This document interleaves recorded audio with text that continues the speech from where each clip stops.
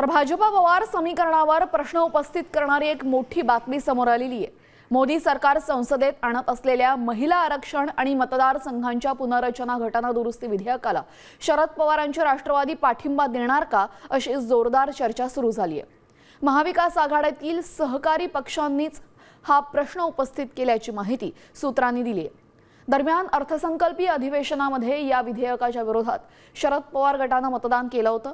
त्यामुळे आता या विधेयकासाठी भाजपला पाठिंबा देण्याबाबतच्या पवारांच्या राष्ट्रवादीच्या भूमिकेकडे सर्वांचं लक्ष लागलेलं आहे। आपल्यासोबत आमचे प्रतिनिधी गणेश कवडे जोडले गेलेले आहेत। ज्यावेळेस पहिल्यांदा हे विधेयक सादर झालं गणेश, त्यावेळेस शरद पवारांच्या राष्ट्रवादीनं विरोधात मतदान केलं होतं। मात्र आता सोबत जाण्याची चर्चा सुरू आहे। भाजपाच्या या विधेयकाला पाठिंबा मिळेल का? नक्कीच ज्या पद्धतीने खरं तर भाजपच्या वतीने आहे ते दोन विधेयक घेऊन आले होते। प्रामुख्याने एक विधेयक होतं ते महिला आरक्षण, तर दुसरं मतदान पुनर्रचना या सगळ्या संदर्भातलं। तर गेल्या वेळेस जो आहे तो विरोध करण्यात आला होता शरद पवार गटाकडून, मात्र यावेळेस या सगळ्या विधेयकांना पाठिंबा दिला जातोय का अशी देखील एक चर्चा सुरू झालेली पाहायला मिळते। गेल्या काही दिवसांमध्ये खरं तर एनडीए काही वाढलेले पाहायला मिळते। पश्चिम बंगालमधले काही खासदार आहेत ते एनडीए सोबत गेलेले पाहायला मिळाले। ते शिवसेना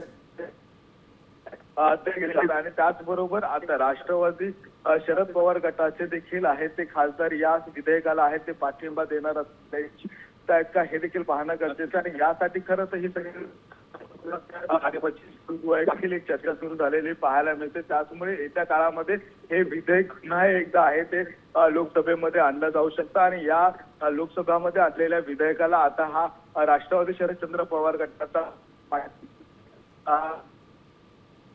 नक्कीच गणेश, धन्यवाद दिलेल्या सविस्तर माहितीसाठी। तर आपण पाहतोय आता या घटना दुरुस्ती विधेयकाला शरद पवारांचे राष्ट्रवादी पाठिंबा देणार का याकडे राजकीय वर्तुळाचं लक्ष आहे।